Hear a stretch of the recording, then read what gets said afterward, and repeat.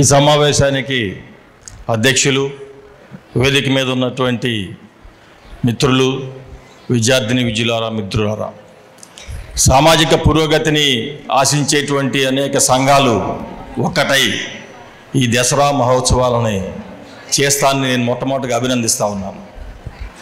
సరే, పండుగ అనేటువంటిది మనకి లేదు, దైవభక్తి అనేటువంటిది మన వ్యక్తిగత విషయం. అది పండుగల్లో మనం క్రతువులు చేయటం, పూజలు చేయటం వ్యక్తిగత విషయం అయినప్పటికీ మన సమాజంలో ఐక్యతను సాధించే దానికోసం ఇటువంటి విభిన్నమైనటువంటి ఉత్సవాలను చేయాల్సినటువంటి అవసరం ఉన్నది.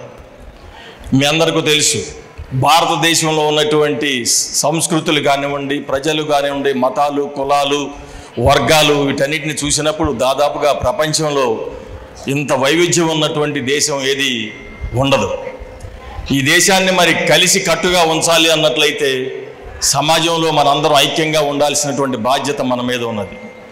మరి కొన్ని మతాల పండగలైనప్పటికీ కూడా సమాజం మొత్తాన్ని ఐక్యంగా ఉంచేదానికోసం మనం ఇటువంటి పండగల్ని కొన్నింటిని మనం తప్పనిసరిగా ఈ ఐక్యతను నిర్మించే దానికోసం చేసుకోవాల్సినటువంటి బాధ్యత మన మీద ఉన్నది. మనకి సమాజంలో ఉన్నటువంటి మానవులంతా సమానమే అనేటువంటిది మనం స్వాతంత్రోద్యమ పోరాట స్ఫూర్తి నుంచి మన రాజ్యాంగంలో రాసుకున్న తర్వాత వివక్షతలన్నిటికీ వ్యతిరేకంగా మనం పోరాడుతూ ఉన్నాం. మహిళలు ఈ రోజున ఈ స్థాయికి రాగలిగారంటే భారత రాజ్యాంగం లింగ వివక్షతని నిర్మూలించాలని చెప్పి మానవులంతా సమానమైనటువంటి చెప్పినటువంటి సిద్ధాంతం ప్రకారమే ఈ రోజున మనం మహిళలు ఈ మాత్రమైన సమానత్వాన్ని సాధించగలిగారు అనేటువంటిది. వీటన్నిటినీ దృష్టిలో ఉంచుకుని మనం ముందుకు పోవాల్సినటువంటి అవసరం ఉన్నది. మరి ఈ రోజున ఈ సంఘాలన్నీ కూడా హింసారహిత సమాజాన్ని స్థాపించాలి అనేటువంటి ఒక ఉద్దేశంతో, ఒక కాన్సెప్ట్తో బయలుదేరారు. కానీ అది చాలా దీర్ఘకాలమైనటువంటిది. కానీ మనం పోరాటం చేయాలి, దాన్ని సాధించాల్సినటువంటి అవసరం ఉన్నది.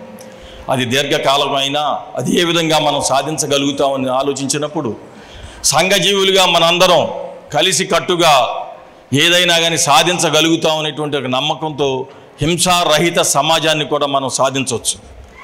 ఎలా సాధ్యమవుతుంది అది? కానీ ఇప్పుడు అంతర్జాతీయంగా మనం చూసినప్పుడు అనేక దేశాల్లో ఐస్లాండ్ అని కానీ, లేకపోతే డెన్మార్క్ అని కానీ ఇటువంటి చూసినప్పుడు వాళ్ళు కనీస స్థాయిలోనే హింస ఉంటా ఉన్నది. ఎక్కువ హింసని వాళ్ళు కట్టడి చేయగలిగారు. ఆ దేశాల్లో చేసినప్పుడు మన దేశంలో మనం ఎందుకు చేయలేము అనేటువంటి కూడా మనం ఆలోచించాల్సినటువంటి అవసరం ఉన్నది. హింసకు వస్తున్నటువంటి ప్రేరేపిస్తున్నటువంటి విషయాలు ఏమిటని మనం గమనించాలి. విద్య లేకపోవటం, వివక్షతలు, సమానత్వం లేకపోవటం, ఆర్థిక అసమానతలు, వీటన్నిటి వలన కూడా ఏంటంటే హింస పెరిగేదానికి అవకాశాలు ఏర్పడుతూ ఉన్నాయి. వీటన్నిటిని కూడా నిర్మించాల్సినటువంటి అవసరం ఉన్నది. అది ఒక దీర్ఘకాలికమైనప్పటికీ కూడా మనం తప్పనిసరిగా దాన్ని సాధించే దానికోసం ప్రయత్నం చేయాలి. మన మొదటి అడుగే దాదాపుగా మనం వేసినప్పుడు తప్పనిసరిగా మనం ఏదైతే నేను సాధించాలనుకుంటాం అది సాధించి తీరుతాం అనేటువంటిది కూడా మనం గమనించాలి. ఇంకోటి పర్యావరణ రక్షణ అనేటువంటిది కూడా ఈ రోజున దేశానికి ఎంతో అవసరం. మనం కాలుష్యం విపరీతంగా పెరిగిపోయి పరిశ్రమల వల్ల అనేక మంది ప్రజలు, జంతువులు ఏ విధంగా రోగాల బారిన పడతా ఉన్నది అనేటువంటిది కూడా మనందరికీ తెలుసు. అందుకని మనం పర్యావరణం రక్షించాలంటే వ్యక్తిగతంగా మనం కూడా కృషి చేయాల్సినటువంటి అవసరం ఉన్నది.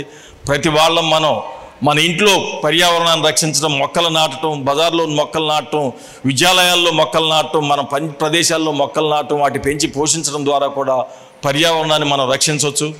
ఆ విధంగా మనం తప్పనిసరిగా ఈ ఉత్సవాలు అనేటువంటి ఒక విభిన్నమైనటువంటి వాతావరణంలో మన యొక్క పిల్లలకు ఉన్నటువంటి నైపుణ్యాన్ని ప్రదర్శించుకునే దానికోసం, వాళ్ళని మరింత ఉత్సాహపరిచే దానికోసం, మన సమాజంలో ఐక్యతను సాధించే దానికోసం ఉపయోగపడతాయని చెప్తూ మీరందరూ ఈ 2 రోజులు ఈ పండుగని, ఈ ఉత్సవాల్ని తప్పనిసరిగా జయప్రదం చేస్తారని చెప్తూ మీ అందరికీ ధన్యవాదాలు చెప్తూ సెలవు తీసుకుంటున్నాను.